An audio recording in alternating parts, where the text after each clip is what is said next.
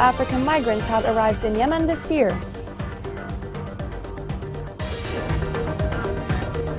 Houthis continue to hijack Yemen's educational system and impose religious propaganda on curriculum.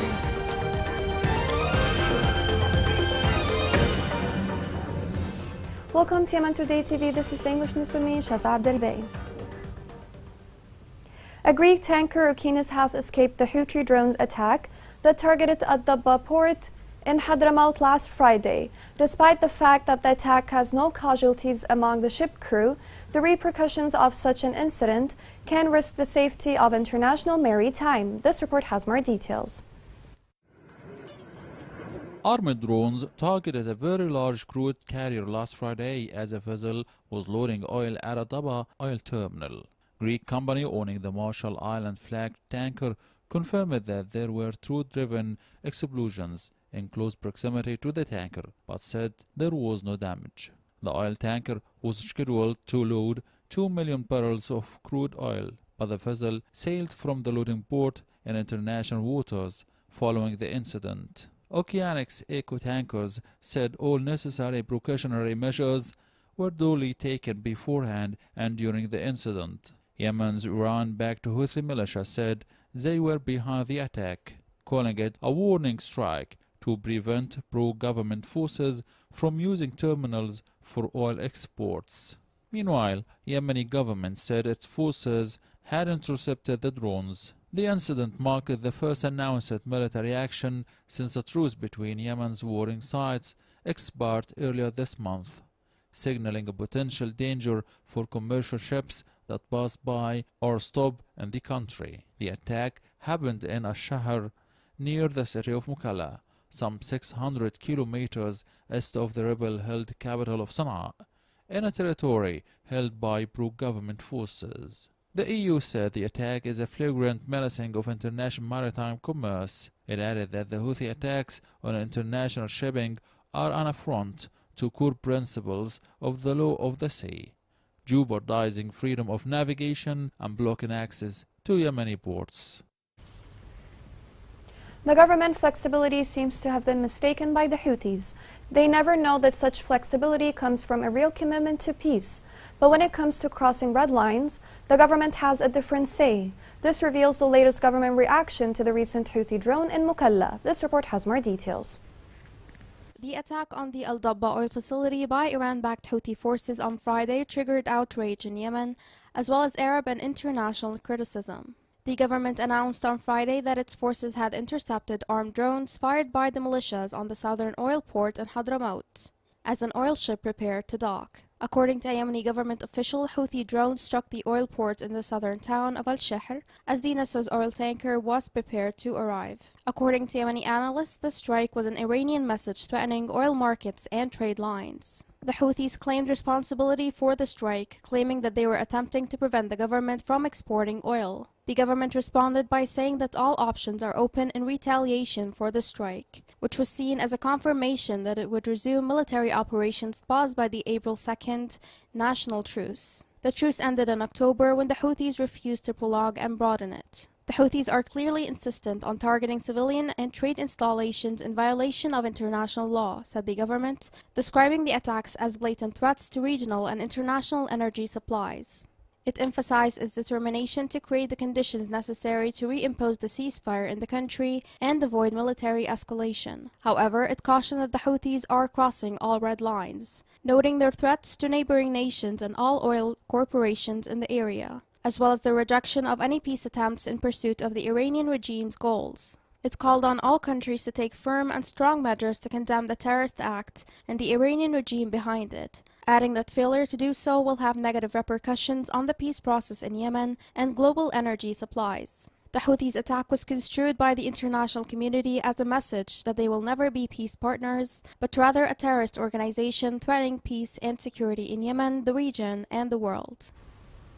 The United States started laying off a number of Yemeni employees at its embassy in Yemen. The sources pointed out that the U.S. Embassy in Yemen informed 16 Yemeni employees residing in Cairo that 10 of them had been laid off and the remaining 6 were transferred to work in Riyadh for a temporary period. The International Organization of Migration announced that thousands of African migrants have arrived in Yemen this year. This complicates the humanitarian crisis in the country, especially with the international aid agencies revealing cuts of aid due to funding shortage. This report has more details.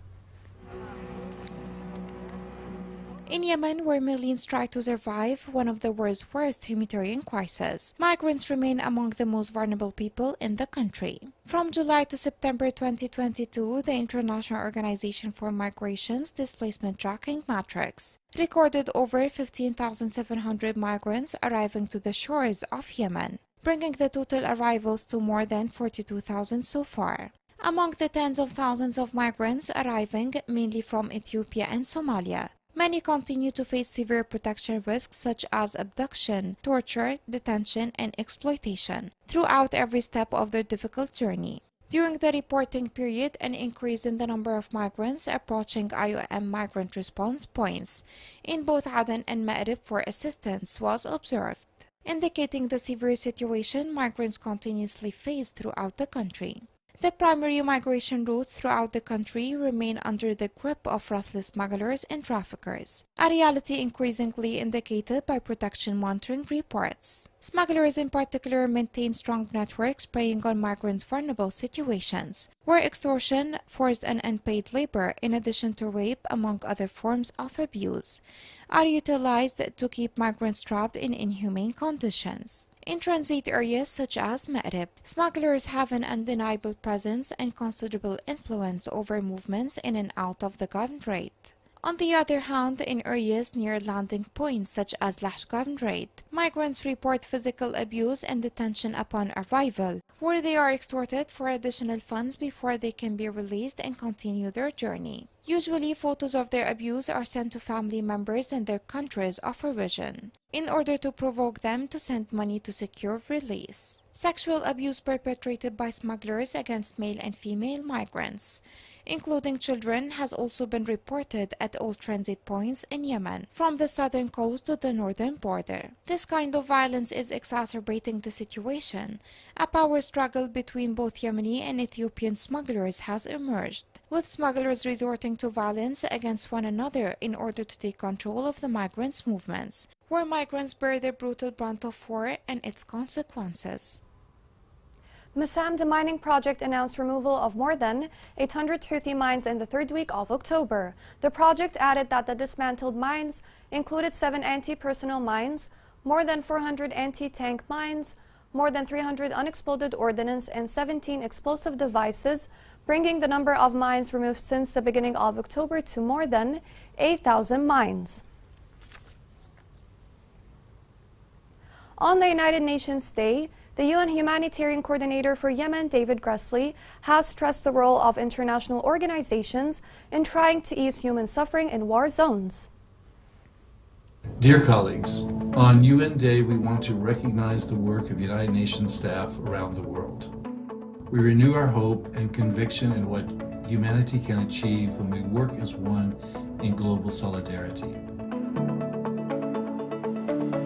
In Yemen, United Nations staff, and particularly our national staff, work tirelessly with partners to deliver food assistance, clean water, shelter, education, and other life-saving assistance to those most in need. They work in the north and the south, in every government, in a challenging and sometimes dangerous environment. UN Day is also a day that we remind the world to give peace a chance. More than anything, Yemen needs peace so that men, women, and children will have the better future they deserve. I support the efforts to renew the truce and expand it. But most importantly, I would like to thank all of you UN staff who are making a difference every day to make people's lives better here in Yemen. The Iran-backed Houthis continue to hijack Yemen's educational system. In a recent move, Houthis included modifications in the school curriculum. This report has more details. The Houthi militia imposes its sectarian amendments on education curricula in its areas of control, in a move described as separatism, without any consideration for the rest of Yemen in the south, east, and west. Shocking amendments have included the cancellation of the names of the guided caliphs, the ancient and contemporary history of Yemen, and everything related to the September Revolution, and replacing all of that with the history of the imperial imamas, adding jealous poetic names and poems that glorify their Houthi war and force the younger generation to fight and hate the other, in a historical move that reveals a blind militia which doesn't differentiate between the battlefields and the fields of science, to cultivate violence and hatred among these poor students and graduate fighters.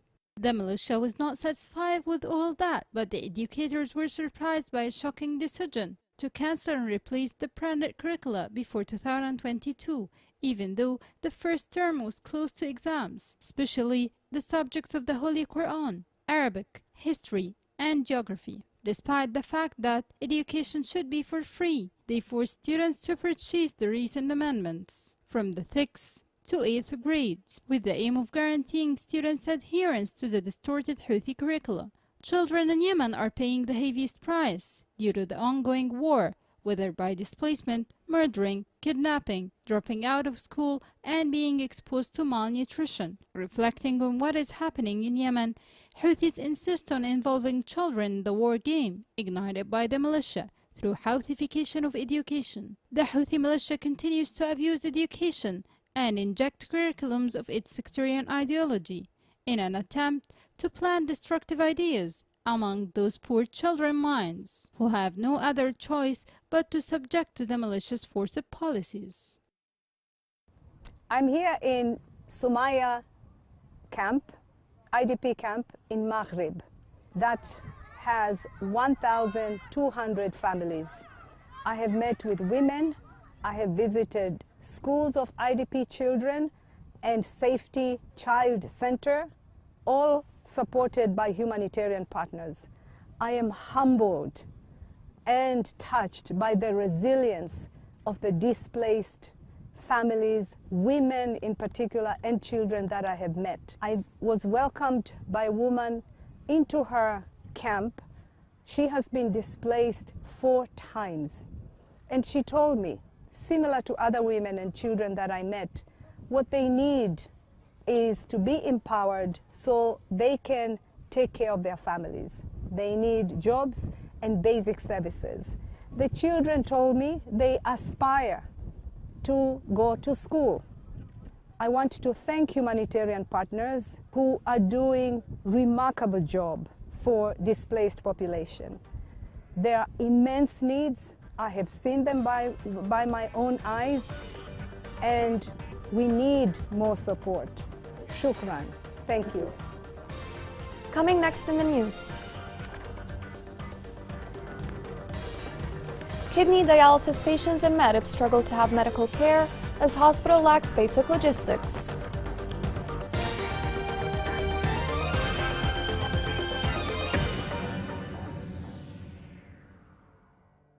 كل ما نزحنا من نزحة وانهم فوقنا هدموا بيوتنا. نزحت أنا وأنا بنتي بنت 7 أشهر اللي على زوجي. بعدها تمنا من نزح في نزح. وقبل الفريق معرض منه. صيحنا لزوجي وصار وداه منه. صار مخيم. وقبل الفريق اللي هنا وأنا وجيعي في الخيمة. وعانني البنات ودني العلاج.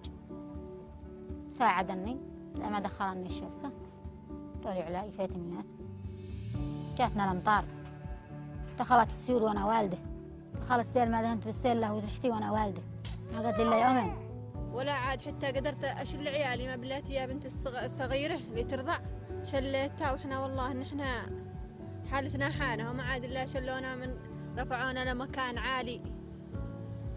ووصل اليوم جسنا لنا 3 أيام والله نحن في العرب وجاونا الفريق حقهم حق الاستجابه. والله ما قصروا قدموا لنا من كل شيء. Welcome back. The World Food Programme announced that 6 ships carrying wheat have left Ukraine to head to 6 countries including Yemen. This comes as part of the Black Sea Grain Initiative, which was brokered by the United Nations to allow free movement of the Ukraine wheat. This report has more details.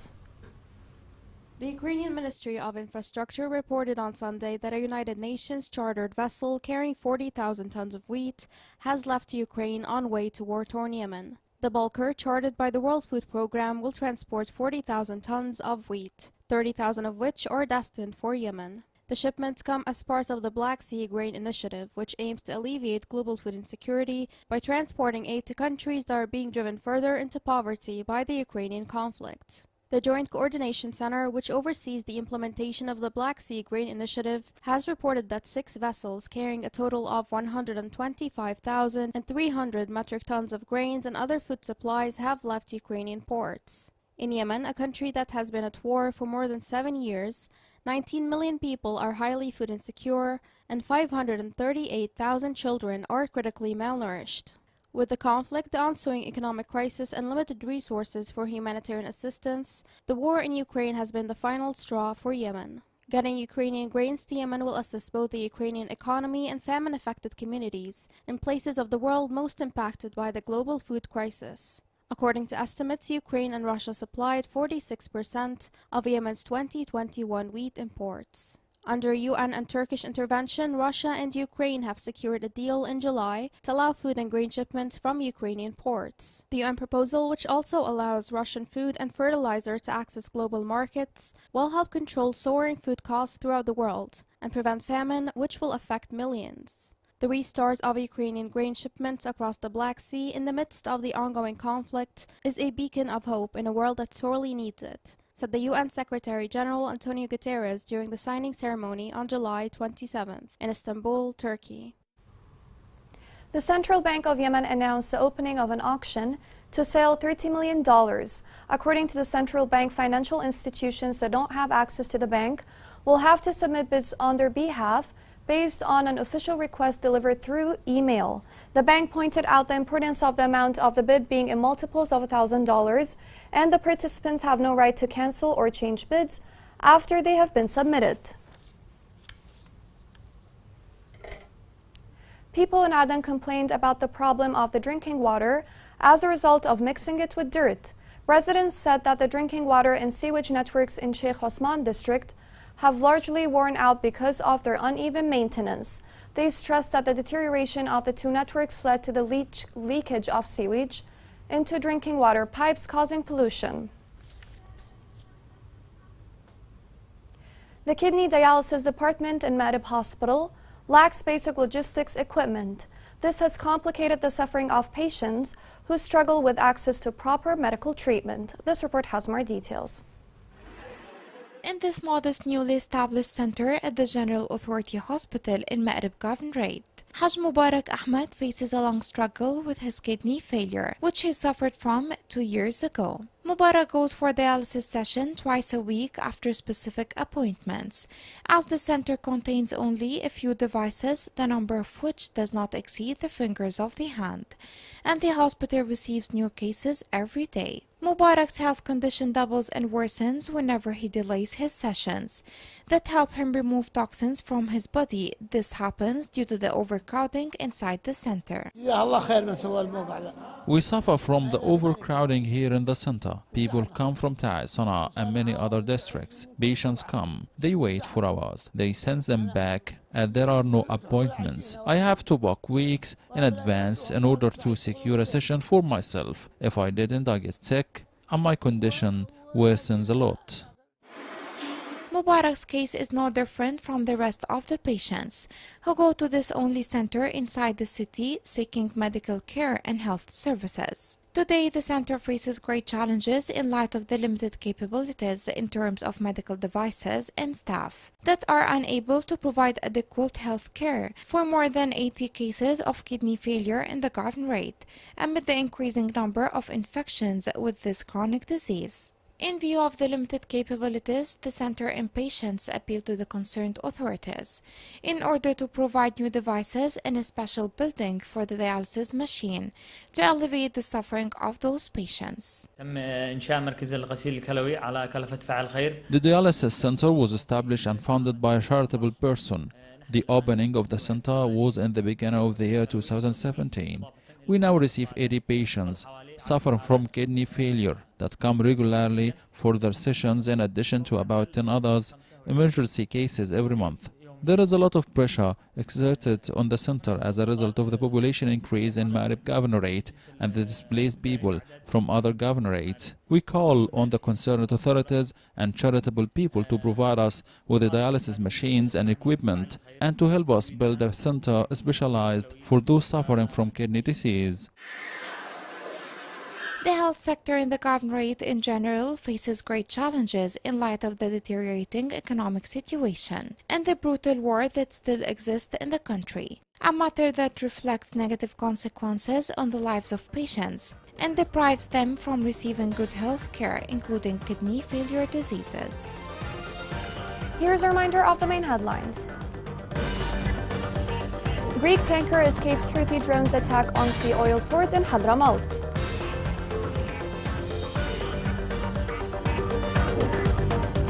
International Organization of Migration says thousands of African migrants have arrived in Yemen this year. Houthis continue to hijack Yemen's educational system and impose religious propaganda on curriculum.